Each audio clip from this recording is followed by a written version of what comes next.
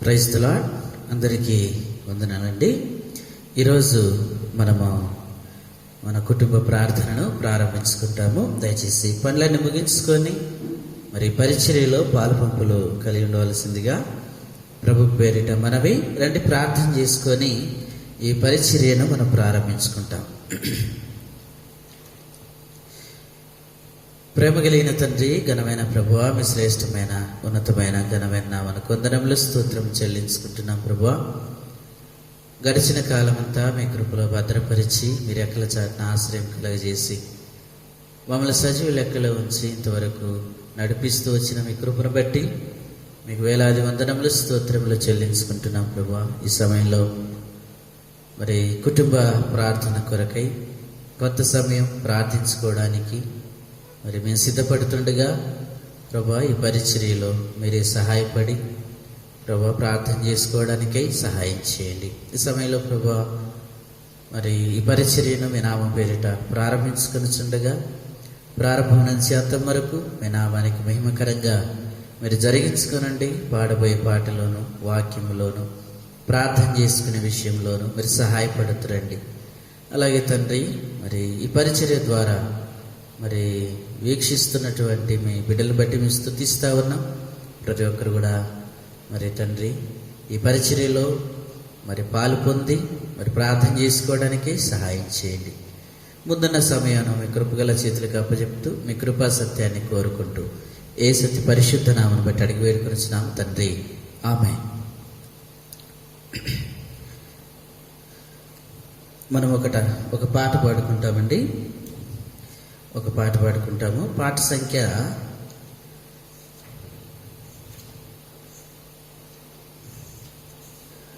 257 మనము పాట పాడుకుంటాము. పాత పాటల పుస్తకం అయితే 220, కొత్త పాటల పుస్తకం అయితే 257. మేము భయపడము, ఇక మేము భయపడము, ఏ కీడు రాదని మరి యేసే చెప్పారు మాకు అనే పాటను మనం పాడుకుంటాము.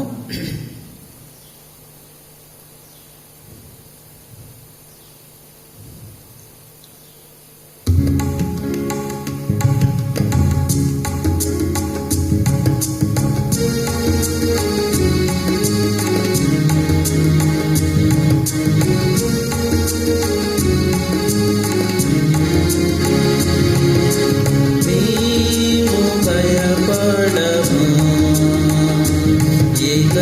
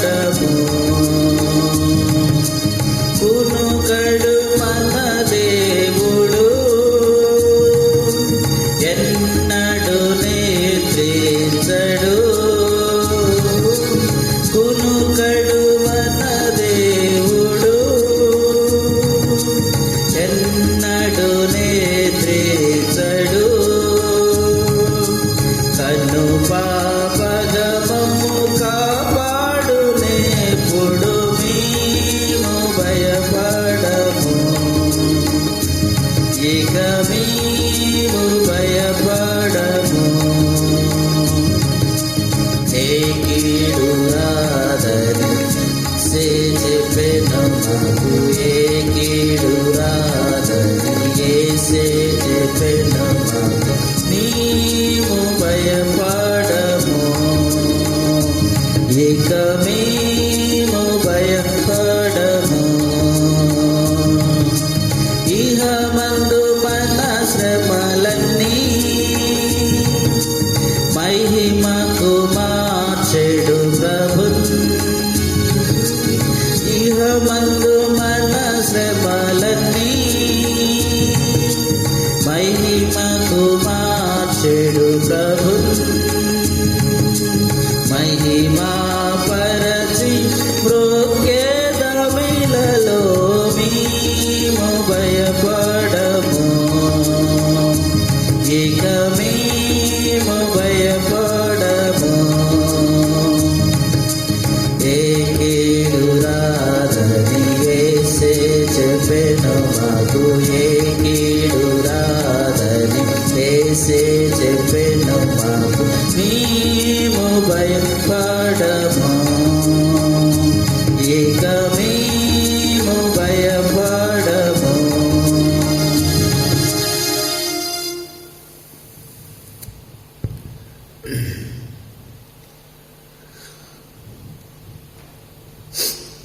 మనం కొద్ది నిమిషాలు దేవుని వాక్యాన్ని విని ప్రార్థన చేసుకుంటాము.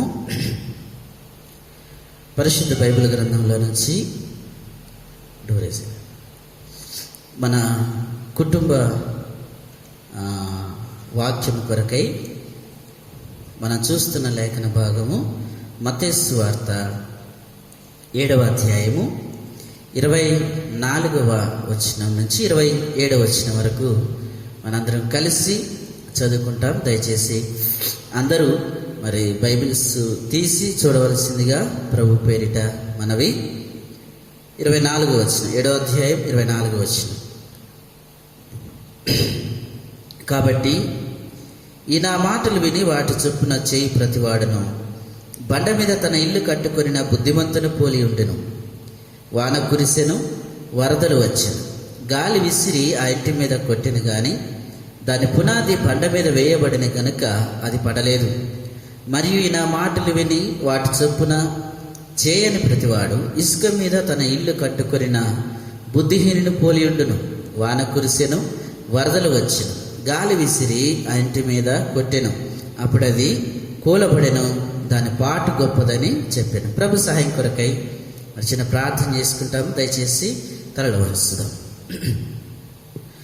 ప్రేమ కలిగిన తండ్రి, ఘనమైన ప్రభువా, మీ శ్రేష్టమైన ఉన్నతమైన ఘనమైన నామానికి వందనములు స్తోత్రం చెల్లించుకుంటున్నాం.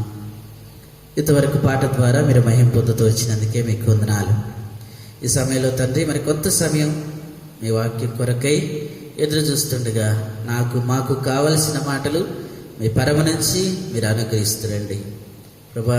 మరి మీ వాక్య భాగం వివరించే దాని కొరకై నిలబడుతున్న నేను అలుపుడును అయోగ్యుడును ప్రభా, ఎన్నికలేని వాడను, జ్ఞానం తక్కువగా ఉన్నటువంటి వాడను ప్రభా.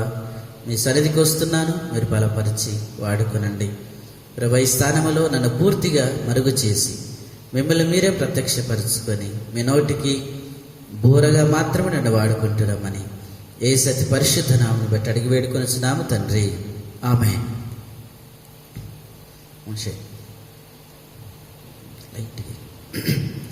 దేవుని నామానికి వందనాలండి. మీ అందరికి కూడా ప్రభువైన యేసుక్రీస్తు వారి శ్రేష్టమైన నామంలో మీ అందరికి వందనాలండి. Praise the Lord. దేవుని మహాకృపను బట్టి దేవుడు ఇంతవరకు మనం రక్షిస్తూ వచ్చాడు.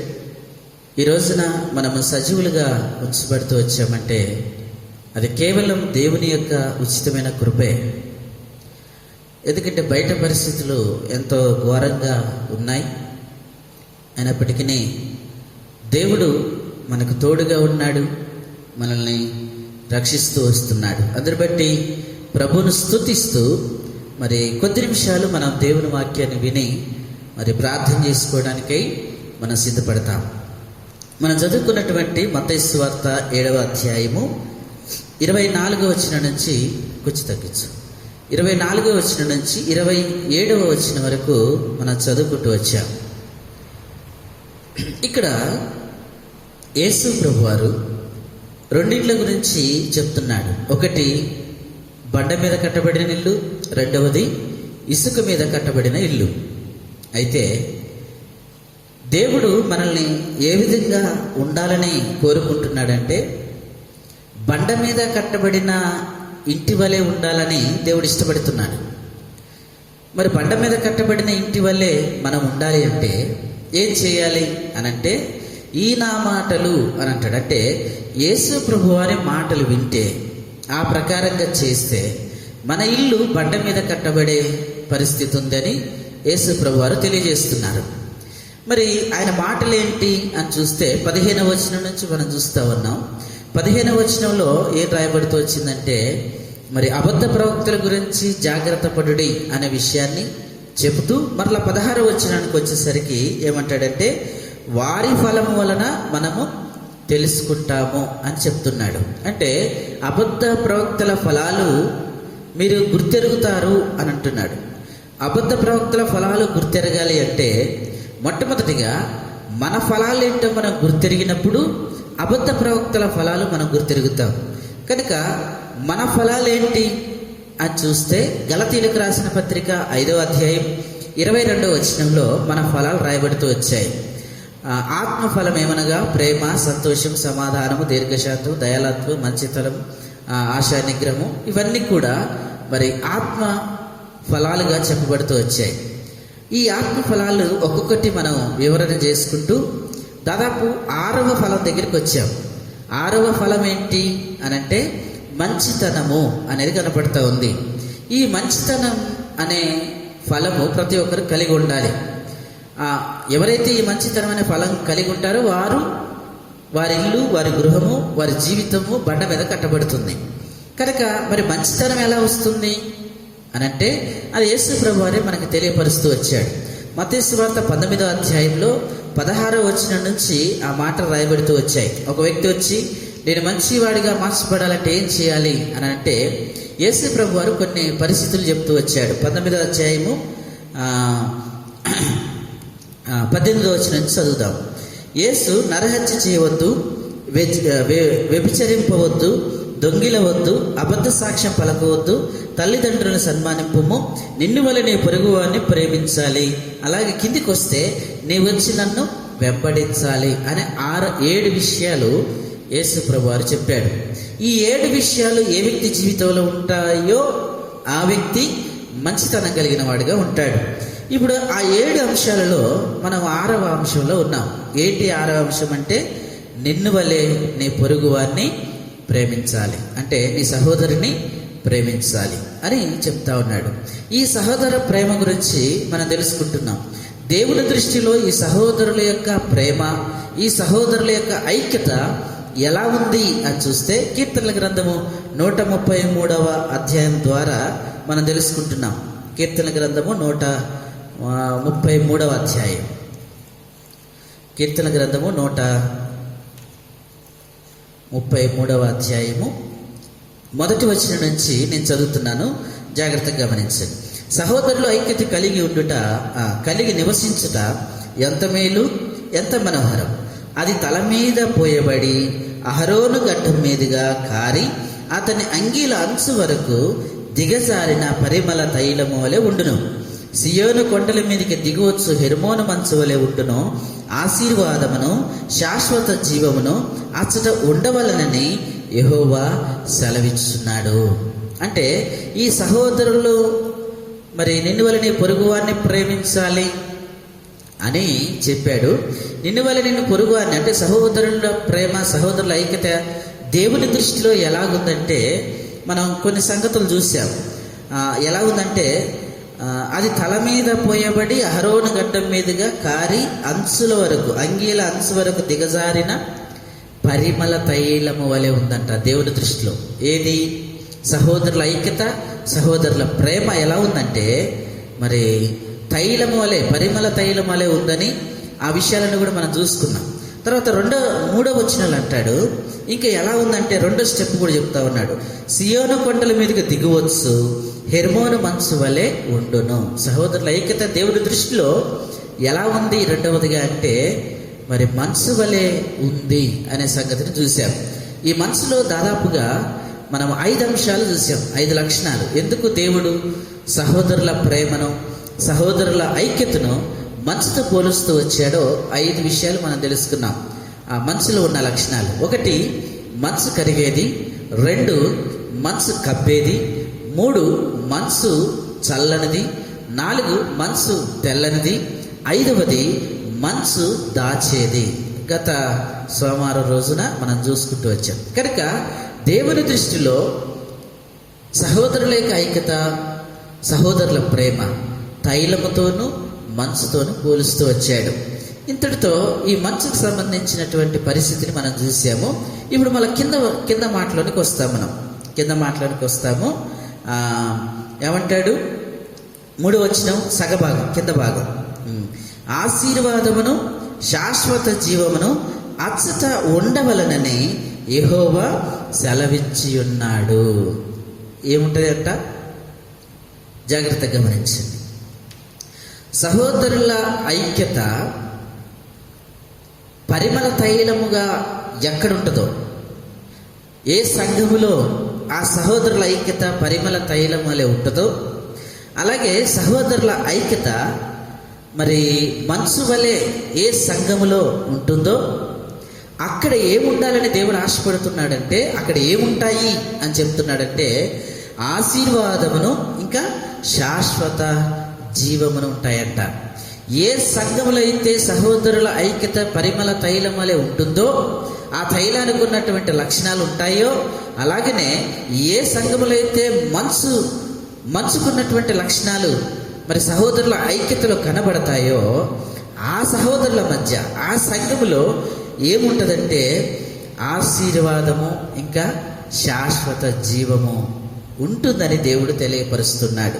అంటే ఎక్కడ సహోదరుల ప్రేమ మనోహరంగా ఉంటుందో, ఎక్కడ సహోదరుల ప్రేమ మరి పరిమళ తైలం వలె ఉంటుందో, ఎక్కడ సహోదరుల యొక్క ఐక్యత మనసు వలె ఉంటుందో అక్కడ దేవుడు ఆశీర్వాదమును అలాగనే శాశ్వత జీవమును ఉంటుంది అని తెలియపరుస్తున్నాడు. కనుక మనం దాదాపుగా 2వ వచనం అహరోను వస్త్రాల గురించి, తైలము గురించి, తల గురించి, గడ్డము గురించి ఆ విషయాలన్నీ తెలుసుకున్నాము. అలాగే 3వ వచనంలో మరి మనసు విషయాలు కూడా చాలా విషయాలు, సియోను గురించి, హెర్మోను గురించి, మనసు గురించి మనం తెలుసుకున్నాము. ఈ రోజున మరి కింద భాగం కూడా ఆశీర్వాదమును జీవమును అచ్చట ఉండవలనని.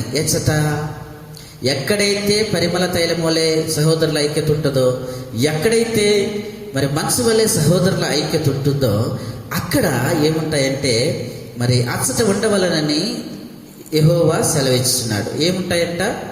ఆశీర్వాదమును శాశ్వత జీవమును ఉంటుంది. కనుక ఇప్పటి నుంచి మనం కొన్ని విషయాలు ఈ ఆశీర్వాదం గురించి అలాగే శాశ్వత జీవాన్ని గురించి మనం తెలుసుకుంటాం. ఎందుకంటే సహోదరుల ఐక్యత ఎక్కడ మనోహరంగా ఉంటుందో అక్కడ ఇవి ఉంటాయని దేవుడు సెలవిస్తూ వచ్చాడు. కాబట్టి మనము ఆశీర్వాదమును గురించి కొన్ని విషయాలు మనం తెలుసుకుంటాం. ఆశీర్వాదం గురించి అలాగే శాశ్వత జీవం గురించి మరి కొన్ని విషయాలు మనం నేర్చుకుంటాం. ఇదంతా కూడా మంచితనంలో ఒక భాగం కనుక జాగ్రత్తగా మరి ఎవరైనా రాసుకునే అలవాటు ఉంటే ఒక్కొక్క బిట్టికి నేను కొన్ని మెసేజ్లు పెట్టాను. 2వ వచనంలో తైలాన్ని గురించి అలాగే వస్త్రాల గురించి కొన్ని పెట్టాను.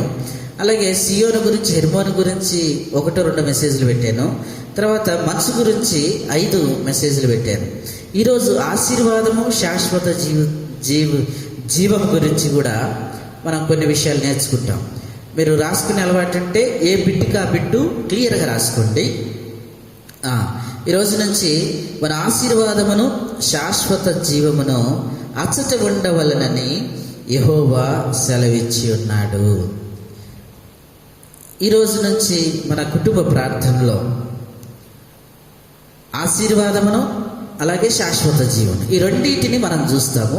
దానిలో మొట్టమొదటిది ఏముందంటే ఆశీర్వాదం గురించి రాయబడింది. కాబట్టి ఆశీర్వాదం గురించి మనం కొన్ని విషయాలు దేవుడి చిత్తమైతే మరి నేను ఒక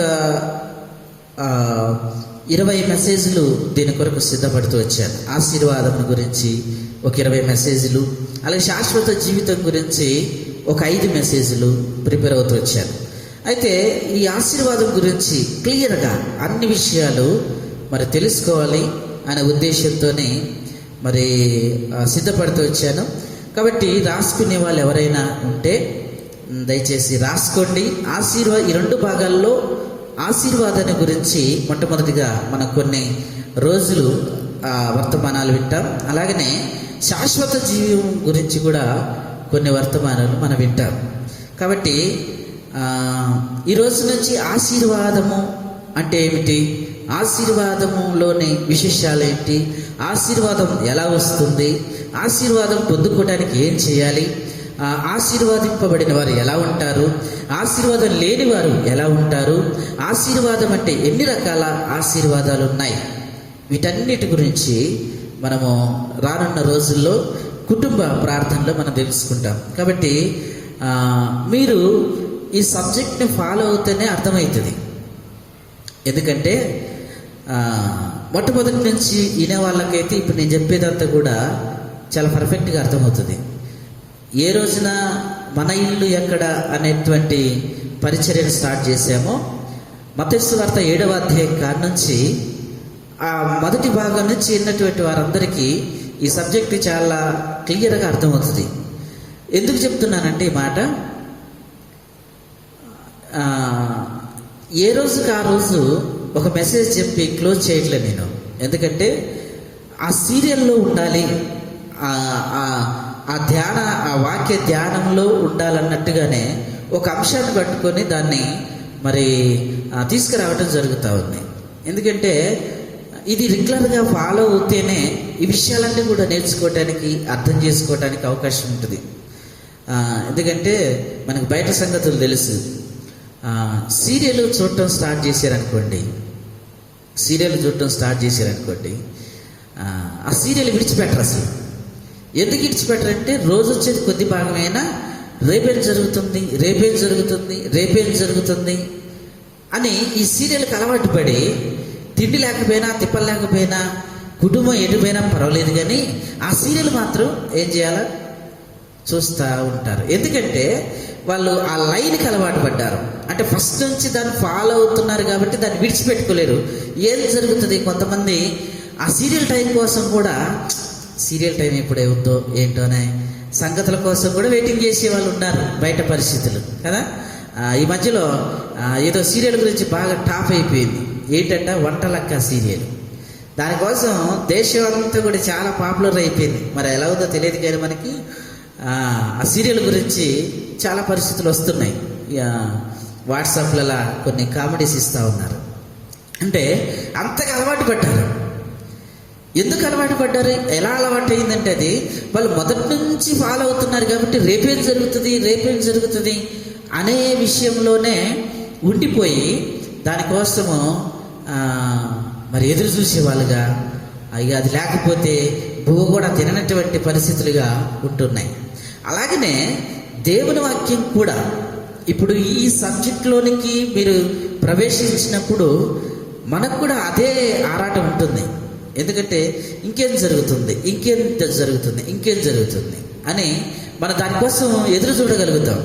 ఒకవేళ రెగ్యులర్గా దీన్ని ఫాలో కాకుండా ఎప్పుడో ఒకరోజు చూస్తే లింక్ అర్థం కాదు. మొదలేముందో తెలియదు, కొసేముందో తెలియదు కదా. తెలియనప్పుడు మధ్యలో చూస్తే ఏమర్థమవుతుంది. ఇప్పుడు సీరియల్ మనం మధ్యలో చూస్తున్నాం అనుకో, అసలు ఏంటో తలాతావగా తెలియకుండా మనం చూస్తే హే ఈ సీరియల్ అనుకుంటాం మనం కదా. అదే రెగ్యులర్గా చూసేవాడిని అడగండి ఆ సీరియల్ గురించి, ఎంత బాగా చెప్తాడో కదా. అంటే చూసేవాడిని అడగండి అంటే బ్రదర్స్ చూస్తున్నారా అనే కాదు. ఈ మధ్య లాక్డౌన్లో అందరూ కూడా సీరియల్స్కి అలవాటు పడ్డారు. బయట పరిస్థితులు అండి, మన సంఘం పరిస్థితులు అనుకోపోకండి, బయట సంగతులు చెప్తున్నాను. ఖాళీగా ఉన్నారు కదా, ఇంట్లో భార్యలు చూస్తూ ఉంటే ఏం చేస్తానికి అదే చూసుకుంటూ కూర్చున్నారు, దానికి అలవాటు పడ్డారు. ఇప్పుడు ఆ సీరియల్ లేకపోతే భర్త టీ తాగేటట్లేడు, అన్నం తినేటట్లేడు, అట్లాంటి పరిస్థితులు వచ్చాయి. కారణం ఏంటంటే అలవాటు అవుతారు. అలానే వాక్యానికి కూడా మనం అలవాటు కావాలి. అలవాటు అవుతుంటేనే ఆ పరిస్థితులను అర్థం చేసుకోవడానికి అవకాశం ఉంది. కాబట్టి ఇదంతా ఎందుకు చెప్తున్నానంటే, విడిచిపెట్టకుండా ఫాలో అవుతేనే ఒక సబ్జెక్టు మీద మనకు పట్టు ఉంటుంది, సబ్జెక్టు మీద మనకు అవగాహన ఉంటుంది. మనం నేర్చుకోవడానికి కూడా చాలా పరిస్థితులను మనం నేర్చుకోవచ్చు. సరే, ఈ రోజున ఆశీర్వాదం గురించి మరి కొన్ని రోజుల పాటు మనము ఈ ఆశీర్వాదం గురించి మనం వింటాం. జాగ్రత్తగా వినండి, ఇది చాలా ప్రాముఖ్యమైన స్టార్టింగ్. దాదాపు 20 మెసేజ్లకు ఇది స్టార్టింగు. దీన్ని జాగ్రత్తగా మీరు వినగలిగితే నెక్స్ట్ రాబోయే మెసేజ్లన్నీ కూడా మనకి బాగా అర్థం అవటానికి అవకాశం ఉంటుంది. కాబట్టి ఆశీర్వాదం గురించి కొన్ని విషయాలు తెలుసుకుంటాం. ఎందుకంటే ఎక్కడ సహోదరుల ఐక్యత తైలం వలె ఉంటుందో, ఎక్కడ సహోదరుల ఐక్యత మంచు వలె ఉంటుందో అక్కడ ఏముంటాయని దేవుడు సెలవిస్తున్నాడంటే ఆశీర్వాదమును, శాశ్వత జీవమును ఉండాలని దేవుడు ఇష్టపడుతున్నాడు. కనుక ఈ ఆశీర్వాదం గురించి మనం కొన్ని విషయాలు నేర్చుకుంటాం. ఈ రోజు వరకు కొన్ని విషయాలు నేర్చుకుంటాము. రండి, సామెతల గ్రంథము 10వ అధ్యాయం. సామెతల గ్రంథము 10వ అధ్యాయము. సామెతల గ్రంథము 10వ అధ్యాయము 22వ వచనాన్ని మనం చదువుకుంటాం. సామెతల గ్రంథము 10వ అధ్యాయము 22వ వచనాన్ని మనందరం కలిసి చదువుకుంటాం. యెహోవా ఆశీర్వాదము ఐశ్వర్యమిచ్చును, నరుల కష్టం చేత ఆ ఆశీర్వాదము ఎక్కువ కాదు. మరొకసారి చదువుతున్నాను. యెహోవా ఆశీర్వాదము ఐశ్వర్యమిచ్చును, నరుల కష్టం చేత ఆ ఆశీర్వాదము ఎక్కువ కాదు. కనుక ఆశీర్వాదం గురించి కొన్ని విషయాలు నేర్చుకోవడానికి మనం ప్రయత్నం చేస్తాం. ఇక్కడ దేవుని వాక్యం ఏం సెలవిస్తా ఉందంటే, యెహోవా ఆశీర్వాదము ఐశ్వర్యం ఇచ్చును, మరి నరుల కష్టం చేత ఆశీర్వాదము ఎక్కువ కాదు. ఎందుకంటే ఈ లోకంలో ప్రతి మనిషి కూడా ఏమి ఆలోచిస్తాడంటే ఆశీర్వదించబడాలని ఆశపడుతూ ఉంటాడు, మంచిగా ఉండాలని ఆశపడుతూ ఉంటాడు. తన జీవితంలో కూడా ఆశీర్వాదానికి ఎక్కువగా ఆకర్షితులు అయ్యేటటువంటి పరిస్థితులు ఉంటాయి. ప్రతి వ్యక్తి జీవితంలో ఆశీర్వాదం కావాలి అనుకునే వారే కానీ నాకు ఆశీర్వాదం అవసరం లేదు అనుకునే వాళ్ళు ఎవరైనా ఉన్నారంటే ఎవరు లేరు. అందరికీ ఆశీర్వాదం కావాలి. అయితే ఎందుకంటే ఈ ఆశీర్వాదాన్ని పొందుకోవడానికే, మంచిగా జీవించడానికి మానవుడు చాలా కష్టపడుతున్నాడు కదా. రేయనక పగలనక రెస్ట్ లేకుండా ఆశీర్వాదం కోసం అని చెప్పి చాలా కష్టపడుతున్నటువంటి పరిస్థితులు మనం చూస్తున్నాం. కొంతమంది మరి అధికమైనటువంటి డ్యూటీలు, ఓటీలు, ఖాళీ దొరికితే ఇంకొక పని, దాన్ని ఏమంటారు పార్ట్ టైంలో కూడా ఏదో ఒక పని కలిగి ఉండాలి అని ఆశపడతాడు. ఎందుకంటే వ్యక్తులు ఎప్పుడు కూడా ఆశీర్వాదాన్ని కోరుకునేవారుగానే ఉంటారు. ఎవరికి ఆశీర్వాదము అవసరం లేదనేటటువంటి పరిస్థితులు లేవు. అందరికీ ఆశీర్వాదం కావాలి. ఆ ఆశీర్వాదం కోసం ఏం చేస్తూ ఉంటారంటే అధికంగా కష్టపడుతుంటారు, అధికంగా భారం మరి ఎక్కువగా పెట్టుకొని భారం భరిస్తూ మరి కొంత సంపాదించుకుంటే మరి పరిస్థితులు మంచిగా ఉంటాయి అనే పరిస్థితులలో మానవుడు కష్టపడుతూ ఉంటాడు. అయితే ఇక్కడ 22వ వచనంలో మనం చూస్తూ ఉన్నాం, యెహోవా ఆశీర్వాదము ఐశ్వర్యమిచ్చును, నరుల కష్టం చేత ఆ ఆశీర్వాదము ఎక్కువ కాదు. అంటే ప్రతి మనిషిలో ఆశీర్వదించబడాలనే ఆశ ఉంది. ఈ ఆశీర్వాదం కొరకు మనిషి ఏం చేస్తున్నాడంటే తన శక్తి పైన, లేకపోతే తన యొక్క పనుల పైన, లేకపోతే తను చేసే వృత్తి పైన, లేకపోతే తనకు కలిగిన పరిస్థితి పైన ఆధారపడుతూ ఉంటాడు. ఎందుకంటే ఆశీర్వదించబడాలని తన యొక్క శక్తి పైన, లేకపోతే తన ఉద్యోగం పైన, లేకపోతే తను చేసే పని పైన, లేకపోతే తన కలిగిన పరిస్థితుల పైన ఆధారపడుతూ ఉంటాడు కదా. చాలా మటుకు మనము కొన్నిసార్లు మనం వింటూ ఉంటాం. ఏ మాటలంటే, కొంతమంది వ్యక్తులు వచ్చి పరిస్థితులన్నీ మంచిగా సంపాదించుకొని కాస్త ఉన్నత స్థాయిలోకి వచ్చిన వారు అనే మాట ఏంటంటే, దేవుడు మమ్మల్ని బహుగా ఆశీర్వదించాడండి అని అంటారు కదా. మీరు కూడా అనేక చోట్ల ఈ మాట వినుండొచ్చు. దేవుడు మమ్మల్ని బాగా ఆశీర్వదించాడండి, దేవుడు మమ్మల్ని బహుగా ఆశీర్వదించాడండి అని చెప్తా ఉంటాం. అంటే ఎలా మాట వాళ్ళు చెప్పగలుగుతున్నారంటే, దేవుడు ఏమీ లేనటువంటి స్థితిలో నుంచి ఉన్నత స్థాయిలోనికి తీసుకొచ్చాడు. ఒకప్పుడు ఏమీ లేని స్థితి నుంచి ఇప్పుడు దేవుడు ఉన్నతమైనటువంటి పరిస్థితుల్లోనికి తీసుకొచ్చాడు. ఉద్యోగము, ఇళ్ళు, వాకిళ్ళు, ఆ స్థలాలు, మరి ఈ రీతిగా డబ్బు, వీటన్నిటిని దేవుడు అత్యధికంగా ఇచ్చాడు. కాబట్టి కలిగినటువంటి ఆ ఐశ్వర్యం బట్టి అనేకులు చెప్పే మాట ఏంటంటే, దేవుడు మమ్మలను బహుగా ఆశీర్వదించాడు అని చెప్తా ఉంటారు. ఇక్కడ ఆశీర్వాదం అంటే ఏంటి? ఆశీర్వాదం అంటే ఏంటి? వారు చెప్పే మాటల్లో ఆశీర్వాదం అంటే వారు కలిగి ఉన్నటువంటి పరిస్థితి అంత ఆశీర్వాదమా? వారు కలిగి ఉన్న ధనము ఆశీర్వాదమా? లేకపోతే వాళ్ళు కలిగినటువంటి ఆస్తులు ఆశీర్వాదమా? లేకపోతే వాళ్ళకు ఉన్నటువంటి పరిస్థితిని బట్టి ఆశీర్వాదమా? ఏ ఉద్దేశంతో ఆ మాట చెప్తారో మనకి తెలియదు. కానీ దేవుడు మమ్మల్ని బాగా ఆశీర్వదించాడండి అని ఎప్పుడు చెప్తారు? బడ్లు, వాకిళ్ళు, ఇండ్లు, పరిస్థితులు, ఉద్యోగాలు ఇవన్నీ వచ్చిన తర్వాత అందరూ అనే మాట ఏంటంటే, దేవుడు మమ్మల్ని బహుగా ఆశీర్వదించాడని. అదే లేని స్థితిలో ఎవరైనా అంటారా దేవుడు మమ్మల్ని బాగా ఆశీర్వదించాడండి, దేవుడు మమ్మల్ని ఆశీర్వదించాడని అని ఎవరైనా అంటారంటే అనరు. ఏమి లేనటువంటి వారిని మనం అడిగితే వాళ్ళు చెప్పే మాట ఏంటంటే, ఏంటంటే పరిస్థితి ఏం మార్చబడలేదు, ఇంకా అలానే ఉంది, దేవుడు మమ్మల్ని ఎప్పుడు ఆశీర్వదిస్తాడో అని అంటారు. లేని వాళ్ళు. ఉన్న వాళ్ళు అంటారు దేవుడు మమ్మల్ని బహుగా ఆశీర్వదించాడు. అంటే ఇక్కడ ఆశీర్వాదం అంతా దేని చుట్టూ తిరుగుతుందంటే, లేని వారిని అడిగితే ఆశీర్వాదం అంటే, ఇంకా దేవుడు మమ్మల్ని ఎప్పుడు ఆశీర్వదిస్తాడండి అంటే అర్థం ఏంటి? ఇంకెప్పుడు మేము మంచి పరిస్థితిలోనికి వస్తాం, ఇంకా మేము ఎప్పుడు సంపాదించుకుంటాం, ఇంకెప్పుడు మేము అందరూ సంపాదించుకుంటాం, దేవుడు వారిని ఆశీర్వదించిన రీతిగా మమ్మల్ని కూడా ఎప్పుడు ఆశీర్వదిస్తాడో. దేవుడు ఇతరులకి కార్లు, బంగ్లాలు, బిల్డింగ్లు ఇవన్నీ ఇచ్చాడు, వారు దేవుడు బహుగా ఆశీర్వదించాడు. ఇప్పుడు లేని వారు కోరుకునేది ఏంటంటే, దేవుడు మమ్మల్ని కూడా ఆ రీతిగా ఎప్పుడు ఆశీర్వదిస్తాడో. మా పరిస్థితి ఏం మార్చబడట్లేదండి, మా పరిస్థితులన్నీ అలాగనే ఉన్నాయి, ఎక్కడేసిన గొంగలు అక్కడే ఉంది, దేవుడు ఎందుకో మమ్మల్ని ఆశీర్వదించట్లేదు అని అనుకుంటా. అంటే మానవుని యొక్క దృష్టి ఎలా ఉంది, ఎక్కడ కేంద్రీకృతం చేస్తూ వచ్చాడంటే, ఆశీర్వాదం అంటే ధనము, ఆస్తి, అంతస్తు, దీని మీదనే బేస్ అయ్యాడు. అంతేకా ఉన్నవారిని అడిగితే బహుగా ఆశీర్వదించాడు. దేన్ని బట్టి చెప్తున్నాడు? తనకు కలిగిన దాన్ని బట్టి దేవుడు ఆశీర్వదించాడు, అది ఆశీర్వాదం అనుకుంటే చెప్తున్నాడు ఆ వ్యక్తి. లేని వాడిని అడిగితే దేవుడు ఇంకా మమ్మల్ని ఆశీర్వదించలేదు, ఎప్పుడు ఆశీర్వదిస్తాడో తెలియదు అంటాడు ఈ వ్యక్తి. అంటే ఈ వ్యక్తి ఉద్దేశంలో కూడా ఆశీర్వాదం అంటే ఏంటి? ఆస్తి, అంతస్తులు. ఉన్నవారి వ్యక్తిలో కూడా చెప్తున్న మాట ఏంటి? అది ఆ ఆస్తి, అంతస్తే. కానీ ఎవరైనా లేని పరిస్థితుల్లో, ఏ సహాయం లేనటువంటి స్థితిలో దేవుడు మమ్మల్ని ఆశీర్వదించాడా అని ఎవరు చెప్పరే. అంటే ఇక్కడ జనరల్గా మనుషుని యొక్క ఆలోచన ఆశీర్వాదం అంటే ఐశ్వర్యం,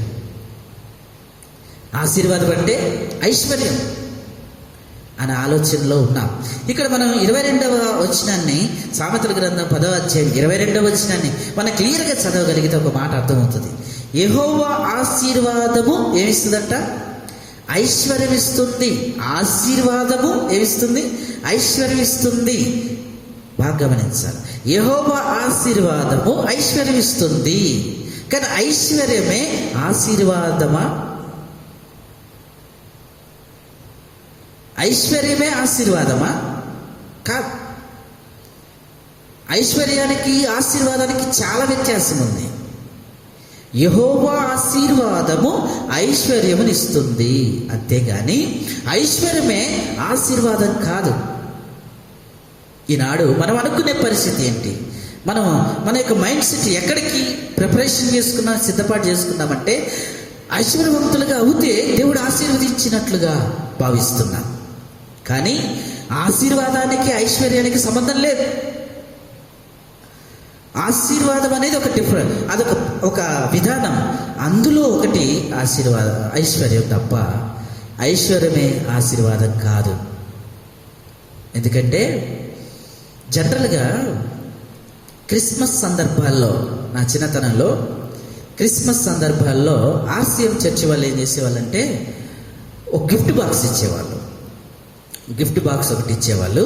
ఆ గిఫ్ట్ బాక్స్లో ఓపెన్ చేసి చూస్తే అందులో ఏముండే అంటే బిస్కెట్స్, చాక్లెట్స్, కొన్ని బొమ్మలు, కొన్ని వేరు వేరు చాక్లెట్స్ ఉండే, కొన్ని రకాల చాక్లెట్స్. అవన్నీ మరి అమెరికా చాక్లెట్స్ అని అంటూ ఉంటారు. ఆ గిఫ్ట్లో ఒక బాక్స్లో ఉంటాయి.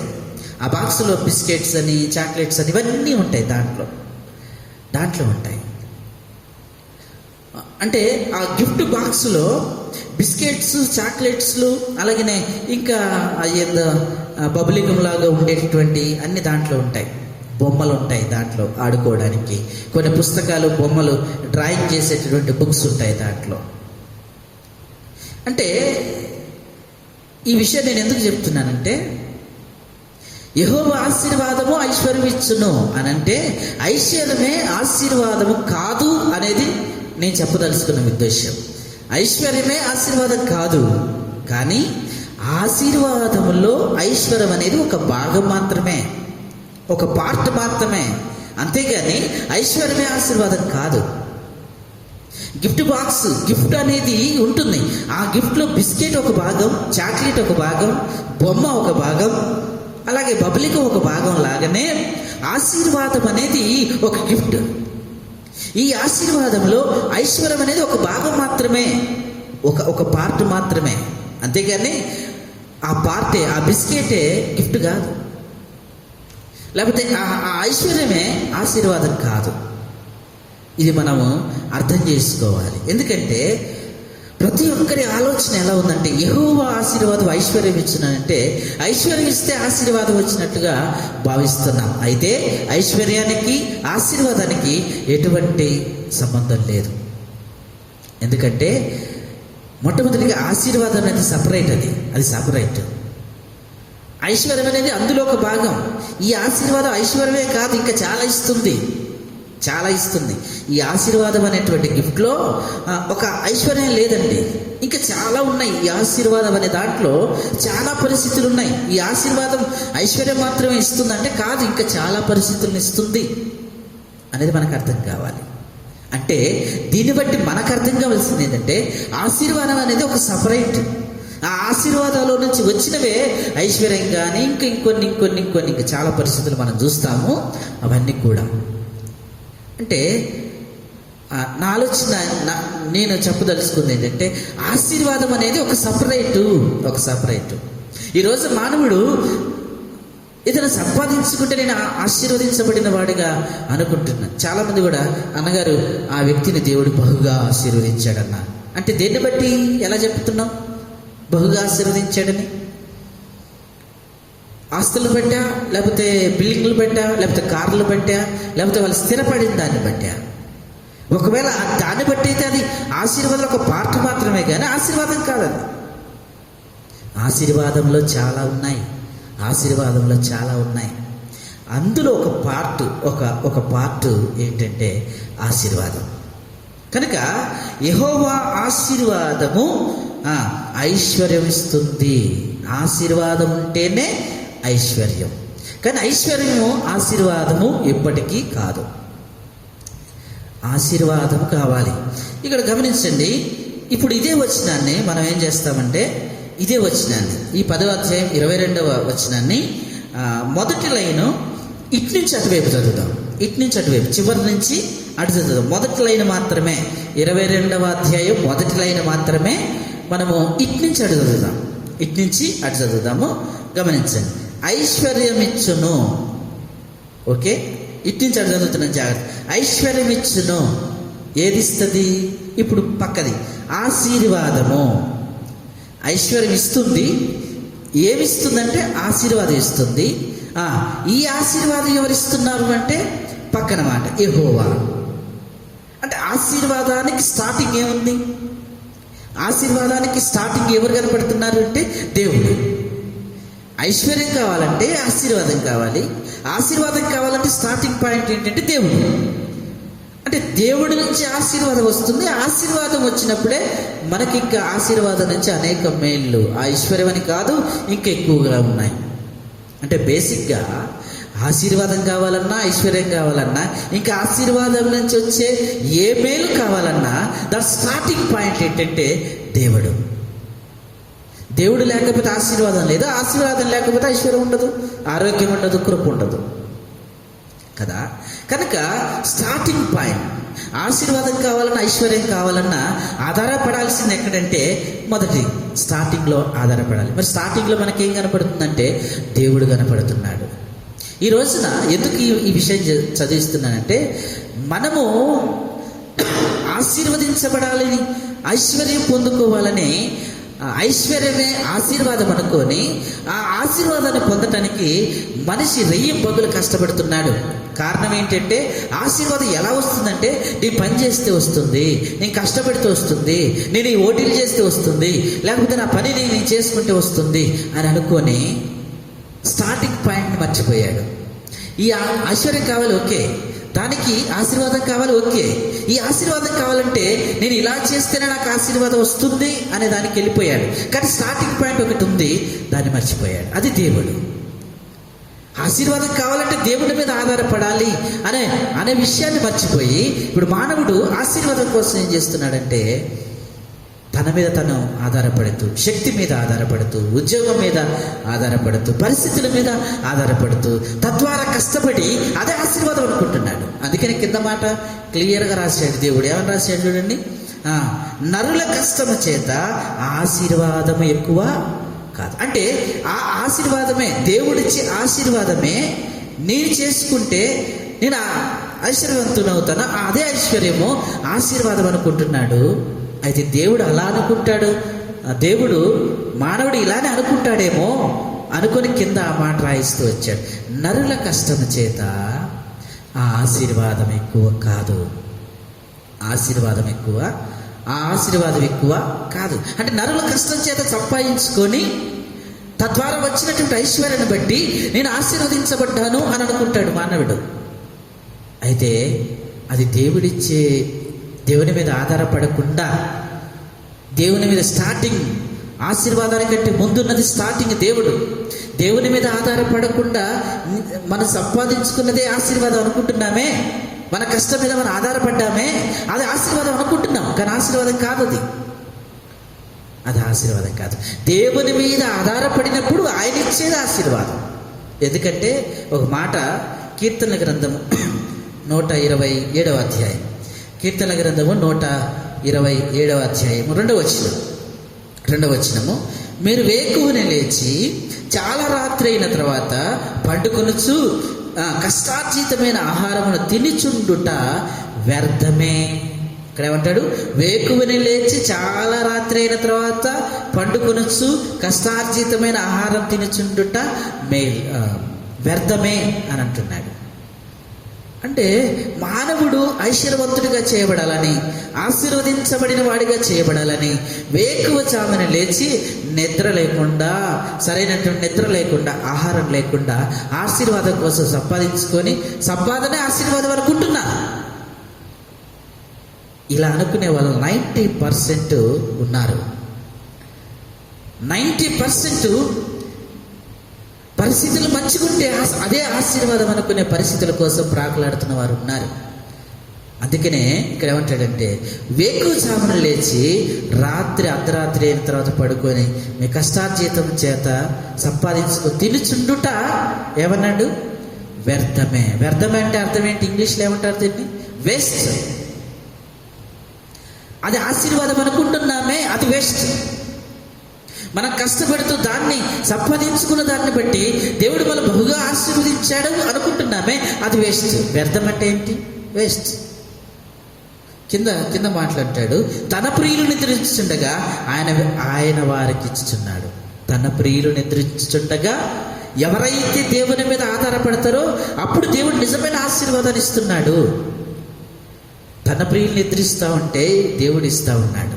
కానీ తన కష్టం మీద ఆధారపడి, తన యొక్క పరిస్థితుల మీద ఆధారపడిన వాడు నిద్ర లేక ఏం చేస్తున్నాడంటే అధిక కష్టం చేస్తూ ఏం చేస్తున్నాడంటే దాన్ని సంపాదించుకొని అదే ఆశీర్వాదం అనుకుంటున్నాడు. ఇదంతా ఎలా సంపాదించావా అంటే స్టార్టింగ్ పాయింట్ దేవుని మీద ఆధారపడి సంపాదించలే, తన పని మీద, తన యొక్క శక్తి మీద ఆధారపడి సంపాదించి అదే ఆశీర్వాదం, అదే ఐశ్వర్యం అనుకుంటున్నాడు. కానీ దేవుడు అంటున్నాడు తన ప్రియులు నిద్రించుండగా ఆయన ఇస్తాడు. అంటే ఇది దేవుడిచ్చే ఆశీర్వాదం. అట్లని ఇక్కడ పని చేయకూడదన్నా, ఇక పని చేయకుండా మరి ఉంటే దేవుడు ఇస్తాడా అని అంటే బైబిల్ వాక్యం సెలవిస్తూ ఉంది, పని చేయకుండా ఏం చేయొద్దు, భోజనం చేయొద్దు. దేవుని వాక్యం పని చేయమని చెప్తుంది. అయితే ఆ పని నువ్వు ఎలా చేయగలుగుతావు అంటే దేవుని ఆశీర్వాదం వలనే నువ్వు చేయగలుగుతావు. నువ్వేనా నేనైనా దేవుని ఆశీర్వాదం మన ఎడలో ఉండి మనము పని చేసినప్పుడు తద్వారా వచ్చే ఐశ్వర్యమే ఆశీర్వాదం ఇచ్చే ఐశ్వర్యం. కానీ మన మీద మనం ఆధారపడి సంపాదనే ఆశీర్వాదం అనుకుని మనం కష్టపడితే అది వ్యర్థం అంటాడు దేవుడు. కనుక ఇక్కడ ఆశీర్వాదము కావాలి అని అంటే ఒక ఐశ్వర్యం కాదు, ఆశీర్వాదం నుంచి చాలా వస్తున్నాయి. అయితే ఆశీర్వాదం కావాలంటే దాని స్టార్టింగ్ పాయింట్ ఎవరిది అంటే దేవుడున్నాడు. కనుక చాలామంది వ్యక్తులలో ఒక ఆలోచన ఉంటుంది, ఏమంటే నేను ఆశీర్వదించబడాలి, నేను ఆశీర్వదించబడాలి, నా కుటుంబం ఆశీర్వదించబడాలి అని కోరుకుంటాడు. అంటే ఆశీర్వదించబడాలని అనుకుంటాడు. ఒక విషయం చెప్పనండి, ఆశీర్వాదం అనే ఆలోచన మానవుల్లో లేనప్పుడే దేవుడు మానవుణ్ణి ఆశీర్వదించాడు. కొన్ని విషయాలు చూద్దాం, ఒక 3 సంగతులు చూసి మనం ముగించుకుంటాం. ఈ ఆశీర్వాదం గురించి అనేక వర్తమానాలు మనం వింటాము. కనుక మానవుడు ఆశపడుతున్న ఆశీర్వాదం కోసం ఎదురు చూస్తున్నాడు. కానీ ఆ ఆశీర్వాదం అనే మాటే మానవునికి తెలియనప్పుడు దేవుడు మానవుని ఆశీర్వదించాడు.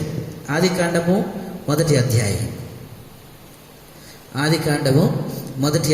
26వ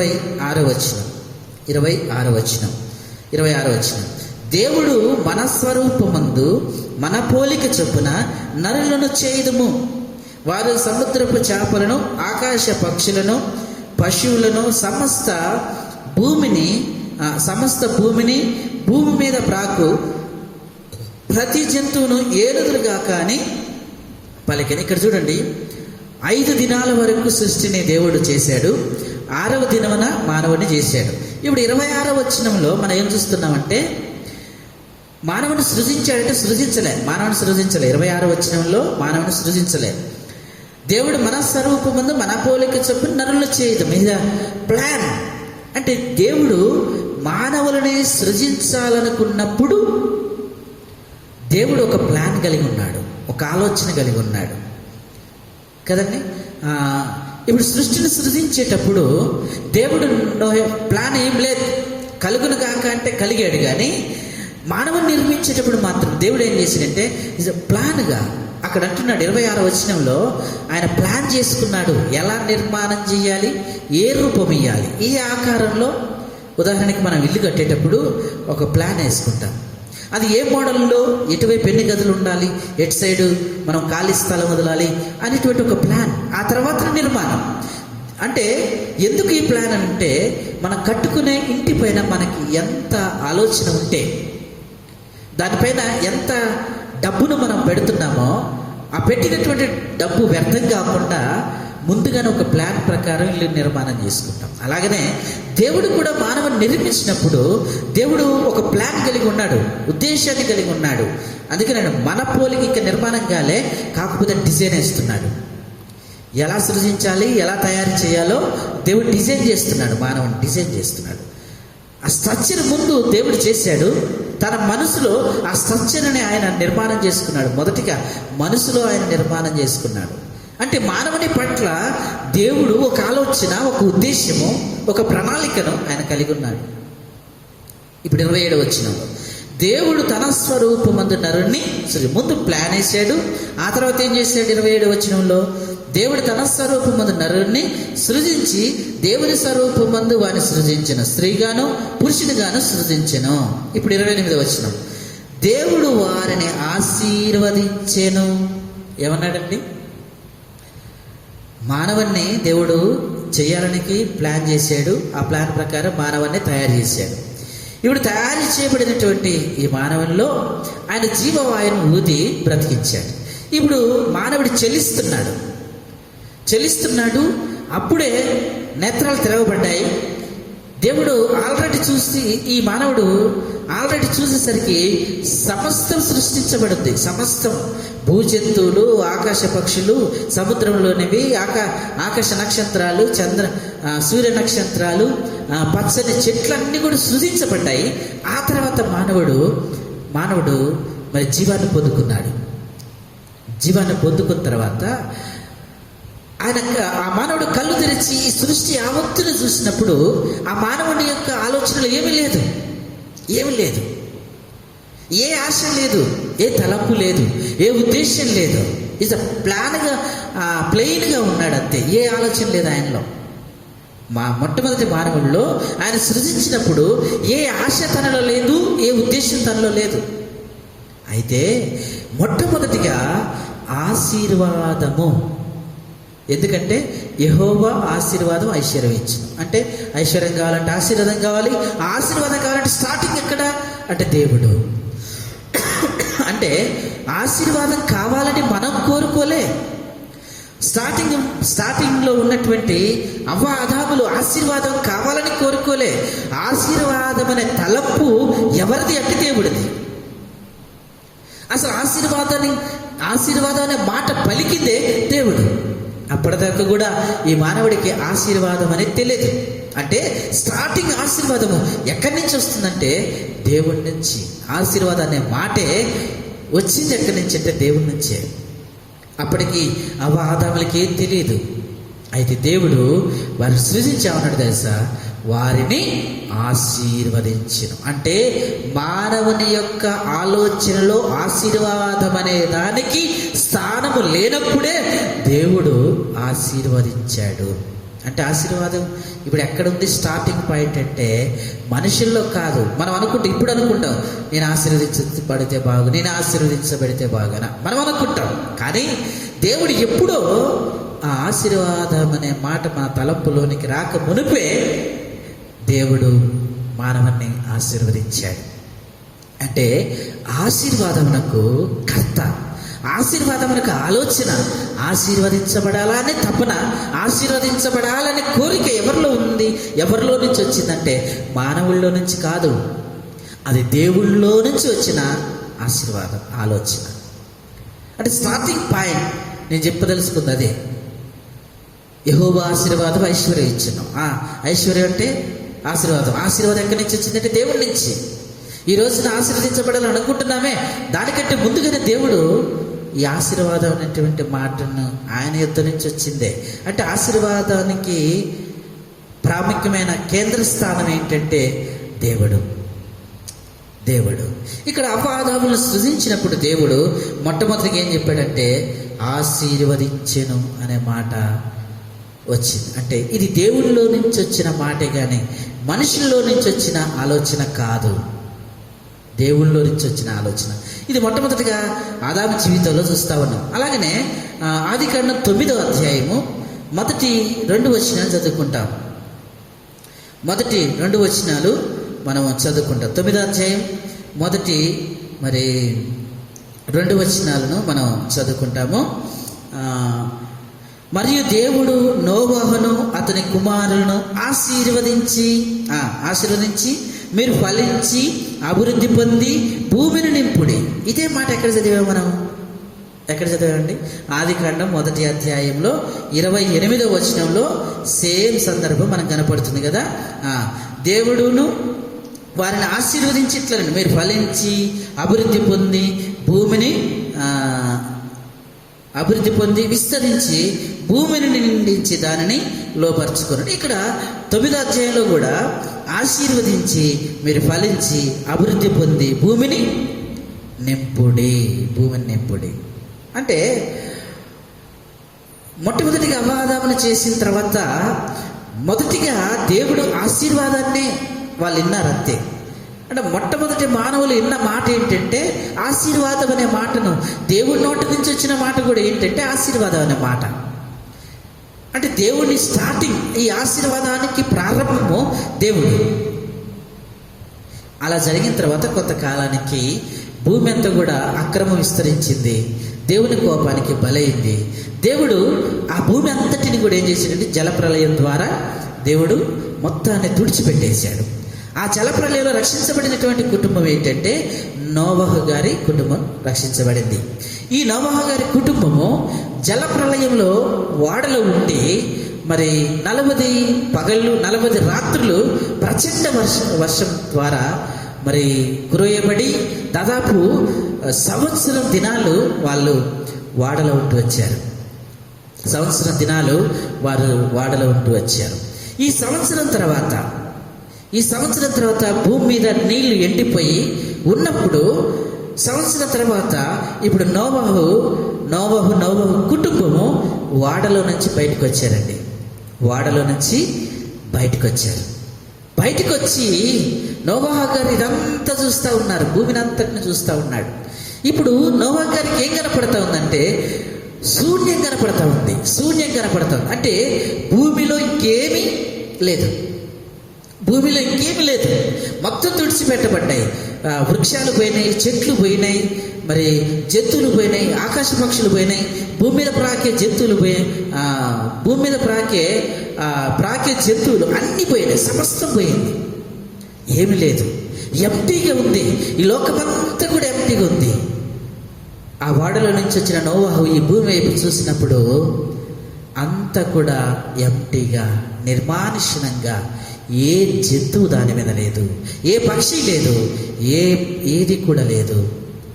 ప్రతి చెట్టు కూడా మరి ప్రతి మొక్క కూడా ఆ వరదలో పోయినటువంటి పరిస్థితి కనపడతా, శూన్యంగా కనపడతా ఉంది. ఇప్పుడు మరలా ప్రారంభించాలి, మరలా సృష్టిని ప్రారంభించాలి, మరలా భూమిని నింపాలి అని ఆలోచన దేవుడు కలిగి ఉన్నాడు. అంటే నోవహు గారు బయటకు వచ్చినప్పుడు ఇదంతా చూసినప్పుడు తనకేం అర్థం కావట్లేదు, ఏంటిది ఇలా ఉంది, ఇప్పుడు దీన్ని ఎలా అభివృద్ధి చేయాలి, ఎలా ఈ భూమిని నింపాలి, ఎంటీగా ఉన్నటువంటి ఈ భూమిని నేను ఎలా నింపాలి. నోవహు గారి దగ్గర నో ఐడియా, నో ప్లాన్స్, ఏ ఉద్దేశాలు కూడా నోవహు గారి దగ్గర లేవు. అయితే నోవహు గారు భూమి మీద అడుగు పెట్టిన తర్వాత దేవుడు పలికిన మొట్టమొదటి మాట ఏంటంటే 9వ అధ్యాయం మొదటి వచనం మనం చూస్తా ఉన్నాం.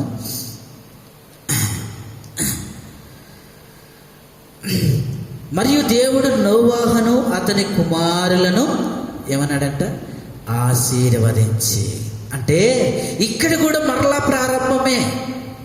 ఇక్కడ ఎంటీగా ఉంది, తుడిచివేయబడ్డది, ఇప్పుడు ప్రారంభించాలి, ఇప్పుడు భూమిని నింపాలి. అంటే దానికి కావాల్సింది ఏంటంటే, అంటే నోవహు గారి దగ్గర ఏ ప్లాన్ లేవు, ఏ ఉద్దేశాలు లేదు, ఏం చేయాలో అర్థం కానటువంటి స్థితిలో ఉంటే అప్పుడు దేవుడు అన్నాడు, ఇదిగో నోవహ, నేను నీ కుటుంబాన్ని ఆశీర్వదిస్తాను. ఇప్పుడు నీకు తోడుంది ఏంటో తెలుసా, నీకు తోడుంటే ఏంటో తెలుసా, నా ఆశీర్వాదం నీకు తోడుగా ఉంది. ఇప్పుడు నువ్వేం చేయంటే భూమిని నింపు. అంటే ఇక్కడ తర్వాత దినాల్లో భూమి విస్తరించి అధికంగా చేయబడుతూ వచ్చిందంటే వాటన్నిటికంటే ముందున్నది ఏంటంటే దేవుని యొక్క ఆశీర్వాదం. ఈ ఆశీర్వాదం ఎక్కడి నుంచి వచ్చిందంటే దేవుడి నుంచి వచ్చింది.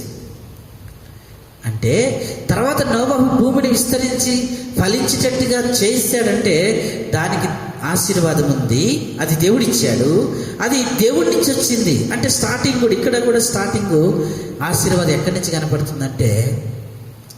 కనపడుతుందంటే దేవుని యొద్ద నుంచి ఆశీర్వాదం వచ్చింది. ఆ తర్వాత విస్తరించింది, దీని ఐశ్వర్యం అనొచ్చు. యెహోవా ఆశీర్వాదం నోవహు గారికి ఇచ్చారు. ఆ ఆశీర్వాదం ఏం చేయబడింది, ఇప్పుడు ఐశ్వర్యంగా మార్చబడతాయి. ఆ తర్వాత భూమి నింపబడటం మనం చూస్తాం. కిందికి వస్తే 2వ వచనం, మీ భయమును మీ బెదురును, 9వ అధ్యాయం 2వ వచనం, మీ భయమును మీ బెదురును అడవి జంతువులన్నిటికిని, ఆకాశ పక్షులన్నిటికిని, నేల మీద ప్రాకు ప్రతి పురుగుకును, సముద్రపు చేపలన్నిటికిని కలుగును, అవి మీ చేతికి అప్పగింపబడి ఉన్నవి అని. అంటే ఇక్కడ ఏమి లేనటువంటి స్థితిలో ఏమంటాడంటే, మీ భయమును మీ బెదురును అడవి జంతువులన్నిటికీ, ఆకాశ పక్షులన్నిటికి, నేల మీద ప్రాకు పురుగులు, సముద్రపు చేపలన్నిటికీ కలుగునంట. అంటే ఎలా బ్రతకాలో, ఎలా అభివృద్ధి చేయాలో ఏ ప్లాన్ లేనటువంటి నోవా గారికి దేవుడు ఒక దాన్ని ఇచ్చాడు. ఏంటి అంటే ఆశీర్వాదం. ఇప్పుడు ఈ ఆశీర్వాదము ఏం చేస్తుందంటే, మీ భయము ఆకాశ పక్షులకు, జంతువులకు, సముద్రపు చేపలకు కలగజేస్తాను అంటాడు. అంటే నువ్వు భయపడద్దు. మీ భయమే ఇప్పుడు ఎవరికి కలుగుతుందంటే జంతువులకు కలుగుతుంది. ఎందుకంటే ఇప్పుడు నువ్వు నిర్భయంగా జీవించవచ్చు. ఒకవేళ జంతువులు చూసి నువ్వు భయపడుతున్నావేమో, అయితే ఇప్పుడు మీ భయమే వాటికి కలుగుతుంది. మీ భయమే వాటికి కలుగుతుంది. అవి మీకు లోబడతాయి. అవి మీకు లోబడతాయి. ఎందుకంటే నా ఆశీర్వాదం నీకు తోడుగా ఉంది. అంటే ఏమీ లేనప్పుడు ఉన్నది ఏంటంటే ఆశీర్వాదం. ఏమీ లేనప్పుడు ఉన్నది ఆశీర్వాదం. ఆ ఆశీర్వాదంతోనే భూమి నింపబడుతూ వచ్చింది. ఆ ఆశీర్వాదం ద్వారానే భూమి అభివృద్ధి అవుతూ వచ్చింది. అంటే అభివృద్ధి అయిన తర్వాత మనం అనే మాట ఏమంటాం, దేవుడు మనల్ని మంచిగా ఆశీర్వదించి ఐశ్వర్యించిన తర్వాత మనం అనే మాట ఏంటంటే, దేవుడు బహుగా ఆశీర్వదించాడు అని అంటాం. ఇచ్చిన తర్వాత ఆశీర్వాదం ఇచ్చాడా? లేనప్పుడు ఆశీర్వాదం ఇచ్చాడు. అక్కడ ఆదాములకు కూడా ఎప్పుడు ఇచ్చాడు అంటే స్టార్టింగే ఇచ్చాడు. ఇక్కడ కూడా నోవా గారికి కూడా అన్నీ ఉన్నాక దేవుడు నన్ను ఆశీర్వదించాడని చెప్పట్లేదు, కానీ ఏమీ లేనప్పుడే దేవుడు ఆశీర్వదించాడు. అంటే అసలు మన వెంట ఉన్నది ఏంటి అంటే, దేవుడు మనకి ఇచ్చినది ఏంటంటే ఆశీర్వాదం. ఆశీర్వాదం. ఈ రోజున మనం అనుకుంటాం, నాకేముందయ్యా, ఏం లేదు, నాకు ఏం లేదయ్యా, నా బతికెట్ట అయిపోయింది, ఇగో ఇట్టున్నా చూడండి అని అనుకుంటాం. అంటే మన ఉద్దేశంలో ఈ లోకంలో మంచి పరిస్థితిలో ఉండడమే ఆశీర్వాదం అనుకుంటూ ఉంటున్నాం.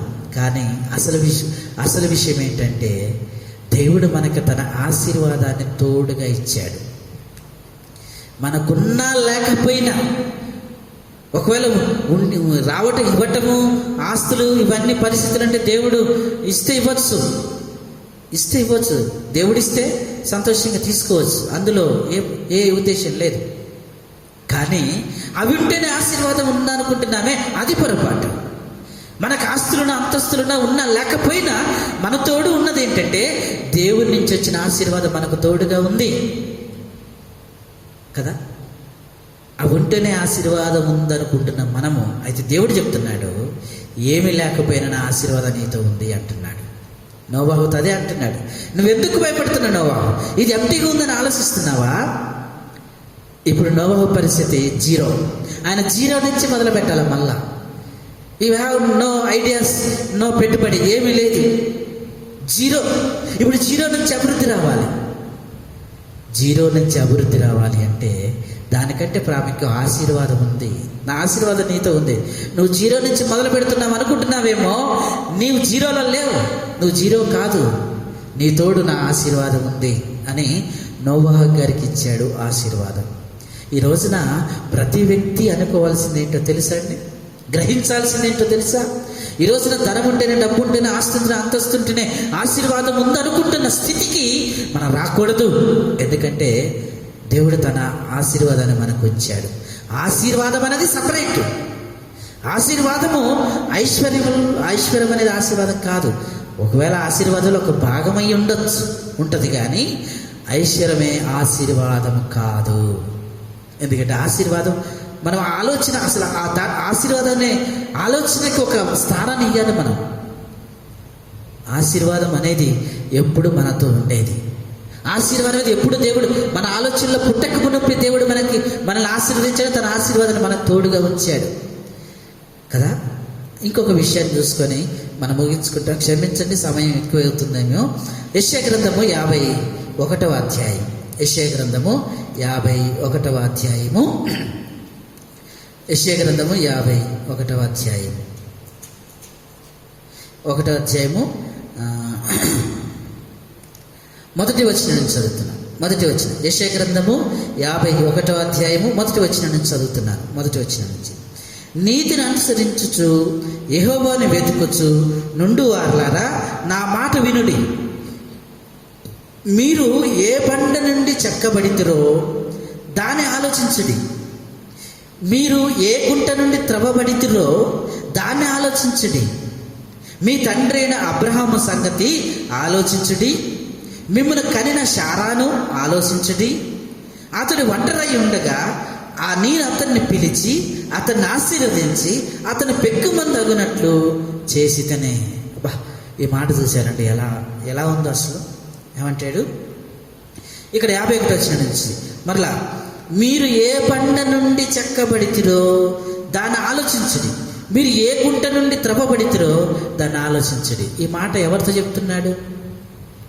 ఈ మాట ఎవరితో చెప్తున్నాడు అంటే ఇశ్రాయేలీలతో చెప్తున్నాడు, యూదులతో ఈ మాట మరి దేవుడు చెప్తున్నాడు. ఏమని అంటే, ఆ యూదులారా, ఇశ్రాయేలులారా, మీరు ఏ బండ నుండి చెక్కబడితిరో దాన్ని ఆలోచించడి. మీరు ఏ గుంట నుండి త్రవ్వబడితిరో దాన్ని ఆలోచించడి. ఎందుకు ఈ మాట యూదులతో మరి దేవుడు చెప్పవలసి వచ్చింది అంటే, యూదుల ఆలోచన అంతా కూడా ఎవరి మీద ఉంది అంటే అబ్రహాం మీద ఉంది. యూదులకి ఒక ఏమంటారంటే దాన్ని గర్వం అంటామా ఏమంటాం, వాళ్ళకొక ఏంటంటే దాని సరే నాకు ఆ పదాన్ని ఉపయోగించడం రావటం లేదు. యూదులకి ఒక ఉద్దేశం ఏంటంటే, మేము అబ్రహాము సంతానం అనేటువంటి విధానంలో ఉండేవారు. ఆలోచన, ఒక గర్వం, మేము మామూలు వాళ్ళం కాదు, అబ్రహాము కుమారులం అనే అవగాహన వాళ్ళకు ఉండే ఆలోచన. వాళ్ళల్లో ఆ గర్వం అనేది, అంటే అబ్రహాము, మేము మా తండ్రి అబ్రహాము అనేటువంటి గర్వం. ఇదే విషయాన్ని యేసు ప్రభు వారితో కూడా యూదులు అంటారు. చూడండి ఒకసారి, యోహాను సువార్త 8వ అధ్యాయం 39వ వచనం. యోహాను సువార్త 8వ అధ్యాయము 39వ వచనము. అందుకు వారు ఆయనతో, మా తండ్రి అబ్రహామన్నది.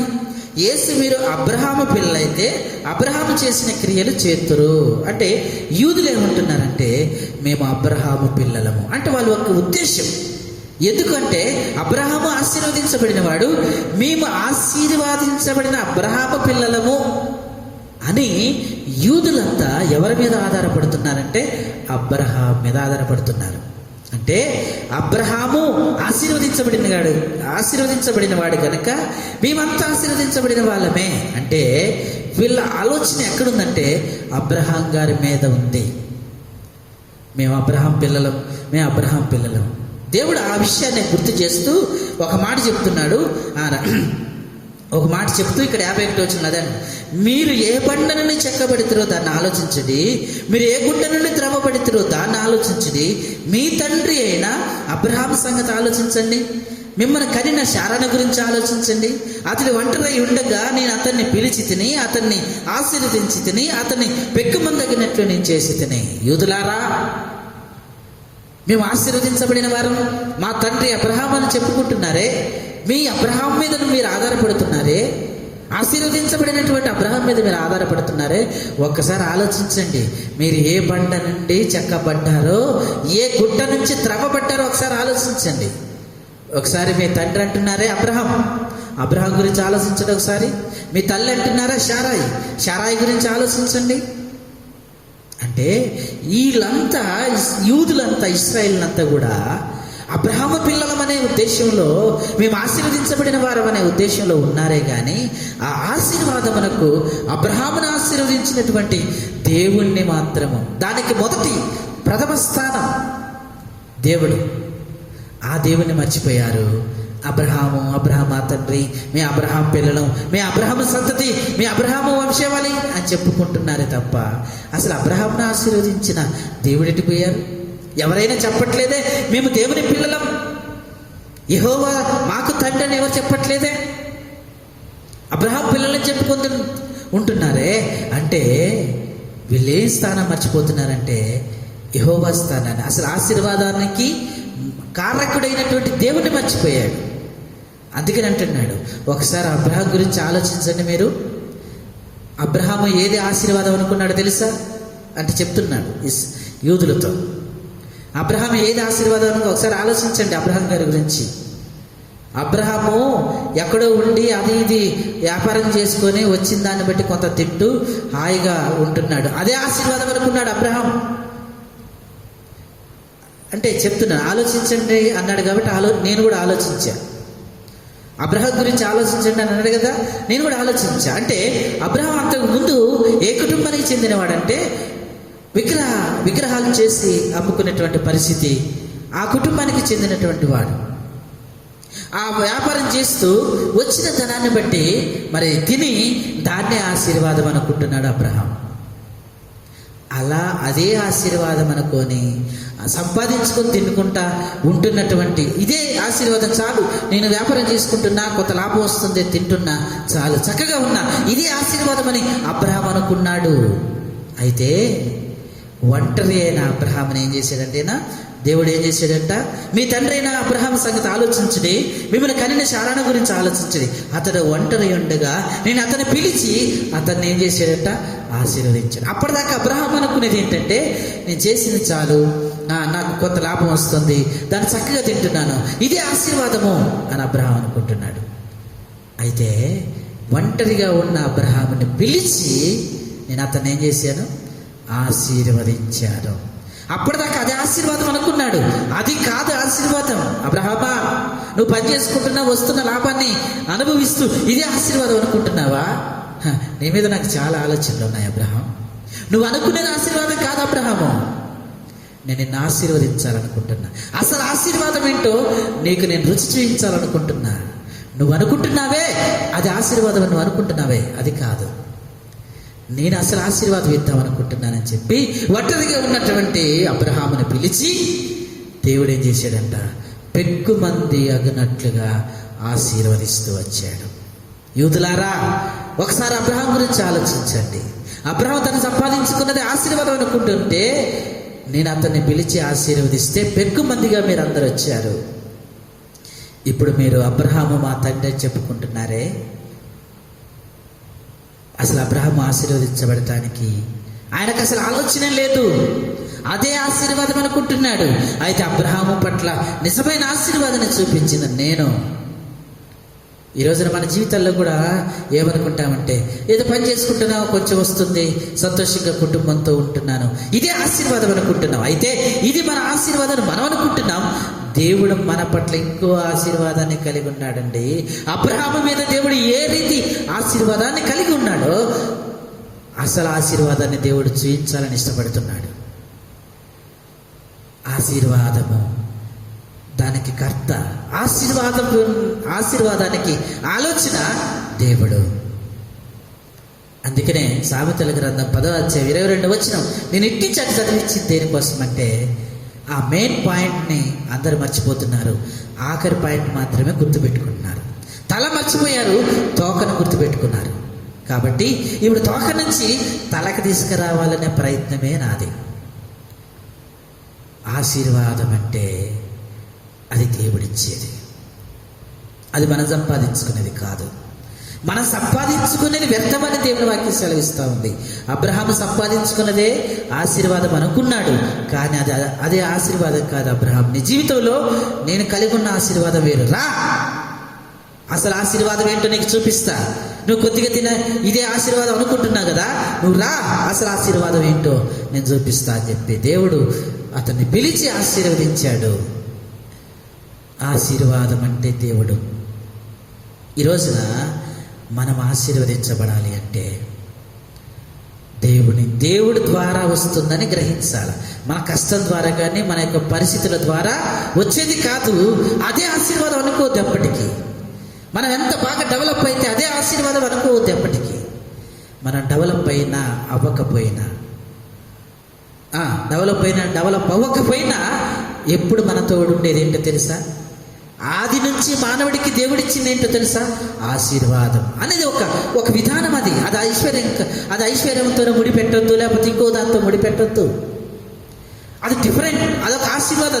అది ఎప్పుడు మనతో ఉండేది. దేవుడు మానవుడికి ఇచ్చింది అది. యోబు జీవితంలో సకలం నష్టపోతూ ఆఖరికి ఒక మాట అన్నాడు, నా తల్లి గర్భం నుంచి నేను ఎలాగ వచ్చినా అలాగనే మరలా తిరిగి నేను వెళ్తాను. దేవుడిచ్చాడు, దేవుడే తీసుకున్నాడు. అంటే యోబు గారి ఉద్దేశాలు ఏముందో తెలుసా? ఇవన్నీ ఉంటాయి పోతాయి, కానీ ఎప్పుడు ఉండేది ఏందో తెలుసా? దేవుడు కలిగి ఉన్న ఆశీర్వాదం ఉంటే ఆ ఆశీర్వాదం ఎప్పుడు నాతోనే ఉంటుంది. నాకు కలిగిన ఆశీర్వాదం ఉంటుంది, కలక్కపోయినా దేవుని ఆశీర్వాదం ఎప్పుడు ఉంటుంది. ఆశీర్వాదం అనేది డిఫరెంట్. అసలు ఆశీర్వాదానికి మన అభివృద్ధికి సంబంధం లేదు, మనం సంపాదించుకునే దానికి సంబంధం లేదు. ఆశీర్వాదం ఎప్పుడు మనతో ఉండేదండి. అది ఎప్పుడు మనతో ఉండేది. మన జీవితంలో మనకి ఏది లేదనుకోవడానికి లేదు. దేవుని ఆశీర్వాదం ఎప్పుడు మనతోనే ఉంటుంది. మానవుడికి ఆశీర్వదించబడాలన్న తలంపు లేనప్పుడే దేవుడు ఆశీర్వాదమైన ఆలోచన కలిగిన వాడిగా ఉన్నాడు. కనుక ఆశీర్వాదం అంటే అది ఎక్కడి నుంచి వస్తుంది? Starting point. ఆశీర్వాదం ఉన్న చోట ఏముంటుంది? దేవుడు లేకపోతే ఆశీర్వాదం లేదు కదా. అసలు ఆశీర్వాదానికి తలపే ఆయన కదా. కాబట్టి మెయిన్ స్టార్టింగ్ ఎవరంటే దేవుడు. ఇప్పుడు మనం చదువుకున్నటువంటి 133వ అధ్యాయం 3వ వచనం 2వ భాగం చదువు. ఆశీర్వాదమును శాశ్వత జీవమును అచ్చట ఉండవలని యెహోవా సెలవిచ్చుచున్నాడు. ఆశీర్వాదం అంటే ఇప్పుడు ఏంటి అర్థం? ఆశీర్వాదం అంటే ఏంటి అర్థం? ఇప్పుడు సంపాదించుకోవడం ధనం కాదు. ఆశీర్వాదం ఉండాలి అని అంటే ఆశీర్వాదానికి కర్త ఆలోచన ఎవరంటే దేవుడు. అంటే ఎక్కడ సహోదరుల ఐక్యత ఉంటుందో, ఎక్కడ సహోదరుల ఐక్యత పరిమళ తైలం వలె ఉంటుందో, ఎక్కడ సహోదరుల ఐక్యత మనసు వలె ఉంటుందో అక్కడ ఏముంటుందంటే ఆశీర్వాదం. ఆశీర్వాదం అంటే దేవుడు. ఎక్కడ ఏ సంఘములో సహోదరుల ఐక్యత పరిమళ తైలంగా ఉంటుందో, మనసు వలె ఉంటుందో, ఇటువంటి లక్షణాలు కలిగి ఉంటుందో అక్కడ ఏముంటుందంటే ఆశీర్వాదం. అనగా దేవుడే వారి మధ్య ఉంటాడు. దేవుడే వారి మధ్య ఉంటాడు. కనుక ఆశీర్వాదం అంటే అది. ఇంకా మనం అనేక విషయాలు ఈ ఆశీర్వాదం గురించి మనం అనేక అంశాలు వింటాం. ఇంకా లోతైనటువంటి ఈ ఆశీర్వాదం గురించి లోతైన అంశాలకు వెళ్ళటానికి ప్రయత్నం చేద్దాం. రాసుకునే వాళ్ళు రాసుకోండి, ఎందుకంటే దీన్ని ఫాలో అవ్వండి. ఏ సబ్జెక్టు మీరు మిస్ అయినా నెక్స్ట్ సబ్జెక్టు మీకు అర్థం కాదు. ఎందుకంటే ఈ ఆశీర్వాదం అనేది మనం చాలా లోతులోనికి వెళ్ళి తీసుకొని రావాల్సిన పరిస్థితి. కాబట్టి కొంచెం జాగ్రత్తగా మిస్ కాకుండా దీన్ని చూడటానికి మరి సిద్ధపడండి. మనం చదువుకున్న లేఖన భాగం, ఫస్ట్ చదువుకున్న లేఖన భాగం మనం చదువుకొని ముగించుకుంటాం. మత్తయి సువార్త 7వ అధ్యాయం. ఎక్కడ సహోదరుల ఐక్యత ఉంటుందో అక్కడ ఆశీర్వాదం ఉంటుంది. అనగా దేవుడు ఉంటాడని అర్థం చేసుకోవాలి. అక్కడ ఉండును అని ఉంది కదా. 24 వచ్చిన 7:24 వచ్చిన. కాబట్టి నా మాటలు విని వాటి చొప్పున చేయు ప్రతివాడు బండ మీద తన ఇల్లు కట్టుకున్న బుద్ధిమంతుని పోలి ఉండును. వాన కురిసెను, వరదలు వచ్చిన గాని, గాలి విసిరి ఆ ఇంటి మీద కొట్టిన కానీ దాని పునాది బండ మీద వేయబడిన కనుక అది పడలేదు. మరి నా మాటలు విని వాటి చొప్పున చేయని ప్రతివాడు ఇసుక మీద తన ఇల్లు కట్టుకుని బుద్ధిహీనుని పోలి ఉండును. వాన కురిసెను, వరదలు వచ్చిన, గాలి విసిరి ఆ ఇంటి మీద కొట్టెను, అప్పుడు అది కూలబడెను, దాని పాటు గొప్పదని ప్రభువారు చెప్తూ వచ్చాడు. కనుక మన ఇల్లు బండ మీద కట్టబడాలంటే మనము ఫలం కలిగి ఉండాలి. ఆ ఫలంలో మంచితనం కలిగి ఉండాలి. మంచితనంలో అది ఎలా వస్తుందంటే సహోదరుల ఐక్యత ఉండాలి. ఈ ఐక్యతను దేవుడు మనసుతో పరిమళ తైలంతో పోలుస్తూ వచ్చాడు. ఇవి ఎక్కడుంటాయో అక్కడ ఆశీర్వాదం అనగా దేవుడు ఉంటాడు. ఆ రీతిగా దేవుడు మన కుటుంబాల్లో ఉండునుగాక. రండి ప్రార్థన చేసుకుంటాము. ఒక ప్రార్థన అంశాన్ని ఇస్తున్నాను. మరి యేసుదాస్ అన్న వాళ్ళ అక్క కుమారుడు పృథ్వీ, తనకి సోమవారం రోజు ఆపరేషన్ జరిగింది. అయితే తను నిన్నటి నుంచి కొంచెం చికాకు చేస్తున్నాడంట. మొత్తం అవి సెలైన్ గ్లూకోజులు తీసేయటము, తర్వాత కుట్లు ఇవన్నీ స్టిచ్చెస్ వేసారా, ఆ స్టిచ్చెస్ కొంచెం గీకడం, పిచ్చి పిచ్చిగా అరవడం, కొంచెం ఇబ్బందిగా మరి చేస్తున్నాడని తెలియజేశారు. పృథ్వీ తన కొరకు మరి మీరు ప్రార్థనలో జ్ఞాపకం చేసుకునండి. ఇంకా కరోనా పరిస్థితుల కొరకు మరి జ్ఞాపకం చేసుకొని ప్రార్థన చేయండి. అలాగే ఈ కరోనా పరిస్థితుల నుంచి దేవుడు మరి మన కుటుంబాలను కాపుదల్లో ఉంచినట్లుగా ప్రార్థన చేయండి. ప్రాముఖ్యంగా మరి పాలేరు మరి మలసూరన్న నాయక వాళ్ళు ఉండే ఆ ఏరియాలో మరి ఎక్కువగా కరోనా కేసులు ఉన్నాయని అదంతా లాక్డౌన్ చేశారు. అయితే అక్కడ మన కుటుంబాలు ఉన్నాయి. ఆ కుటుంబాల కొరకు ప్రార్థన చేయండి. అన్ని కుటుంబాల కొరకు ప్రార్థన చేయండి. అయితే దేవుడు మరి ఆ కుటుంబాలు కూడా మరి తన కాపుదలు అనుగ్రహించినట్లుగా మరి వాళ్ళ చుట్టూ ఇప్పుడు మలసూరన్న వాళ్ళ చుట్టూ వెనక ముందు పక్కనన్నీ కరోనా కేసులు ఉన్న వాళ్ళే ఉన్నారంట. కాబట్టి దేవుడు ఆ కుటుంబాలను కాపాడినట్లుగా పాలేరులో ఉన్నట్టు కుటుంబాలు, అన్ని కుటుంబాలు, మన కుటుంబాలు, ఈ దేశంలో ఉన్న కుటుంబాలు అన్నీ కూడా ఈ కరోనా బారిన పడకుండా ఉండినట్లుగా ప్రార్థన చేద్దాం. రండి, ప్రార్థన చేసుకుని ముగించుకుంటాం. ప్రేమ కలిగిన తండ్రి, ఇంతవరకు మీ వాక్యం ద్వారా మీరు మాట్లాడుతూ వచ్చారు. సహోదరుల ఐక్యత ఎక్కడ పరిమళ తైలం వలె, ఎక్కడ మంచు వలె ఉంటుందో అక్కడ ఆశీర్వాదం ఉంటుందని నీ వాక్యం తెలియపరుస్తూ వచ్చారు. ఈ రోజున ఆశీర్వాదం గురించిన కొన్ని మాటలు వినట కొరకే మీరు సహాయపడుతూ వచ్చారు. ఆశీర్వాదం అంటే మరి ఐశ్వర్యమే ఆశీర్వాదం కాదు, కానీ మరి అసలైన ఆశీర్వాదం ఏంటో మరి మాకు ఉన్నా లేకపోయినా మీరు మానవుని పట్ల కలిగి ఉన్నదే ఆశీర్వాదం. మా తలంపుల్లోకి రాకమునుపే మీరు ఆశీర్వదించాలని ఇష్టపడిన దేవుడుగా, ఆశీర్వదించినటువంటి దేవుడుగా ఆనాడు ఆదాము అవ్వకును అలాగే నోవాహును మరి అబ్రహామును మరి పిలిచి ఆశీర్వదించారు. అయితే ఆశీర్వాదానికి మూలము, కర్త, మొదటి వారు మీరే కనుక మరి తండ్రి మీపైన మీ ఆధారపడినప్పుడు నిజమైన ఆశీర్వాదం వస్తుంది. మా యొక్క కష్టం చేత, మా యొక్క పరిస్థితుల ద్వారా మరి మీరిచ్చే ఆశీర్వాదం కంటే మేము ఎక్కువగా ఆశీర్వాదాన్ని చేసుకోలేము. నిజమైన ఆశీర్వాదం మీ యొద్ద నుంచి వస్తుంది. అటువంటి ఆశీర్వాదంలో నన్ను, మమ్మల్ని, మా కుటుంబాల సంఘములను మీరు ఉంచుతున్నామని అడుగుతున్నాం. సహాయం చేయండి. ఈ రీతిగా ఎత్తబడిన వాక్యమును నీరు కట్టి ఫలింపు చేయండి. అలాగే ఏలేమ సంఘ పరిచర్యలు మీ నామానికి మహిమకరంగా జరిగించుకోనండి.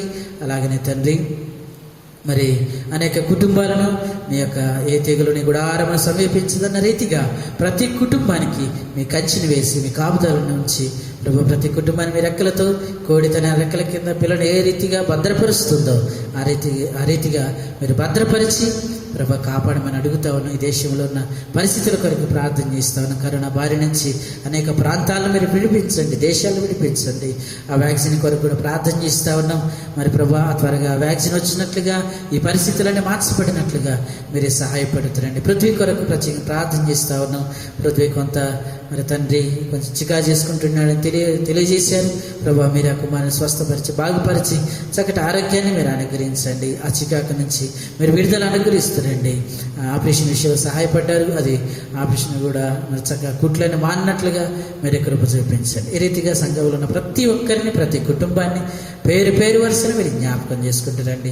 రత్నకుమార్ సిస్టర్ని కూడా జ్ఞాపకం చేసుకుని రత్న కణాలు పెరిగినట్లుగా సహాయం చేయండి. ఆపరేషన్ విషయంలో, డెలివరీ విషయంలో మీరు సహాయపడుతారని అడుగుతున్నా కృప చూపించండి. ఈ రీతిగా ఈ పరిచర్య ముగించిన తర్వాత మా ప్రియులైన వారు ప్రార్థనలో ప్రవేశించాలి. ప్రభు మీ ఆత్మ నడిపింపును ప్రతి కుటుంబానికి మీరు అనుగ్రహిస్తున్నామని ఇంతవరకు సహాయపడుతూ వచ్చినందుకే మీకు వందనములు స్తోత్రం చెల్లించుకుంటూ యేసు పరిశుద్ధ నామమును బట్టి అడిగి వేడుకొనుచున్నాము తండ్రి, ఆమేన్. మన తండ్రి అయిన దేవుని ప్రేమ, కుమారుడైన యేసుక్రీస్తు వారి కృప, పరిశుద్ధాత్మ అన్యోన్య సహవాసం కూడి వచ్చిన మనకు సంఘమునకు సహవాసమునకు ఈ శైలి ద్వారా చూస్తున్నటువంటి ప్రతి కుటుంబమునకు ఇప్పుడు ఎల్లప్పుడూ సదాకాలం తోడైండి నడిపించునుగాక. ఆమేన్. అందరికీ వందనాలండి. Praise the lord.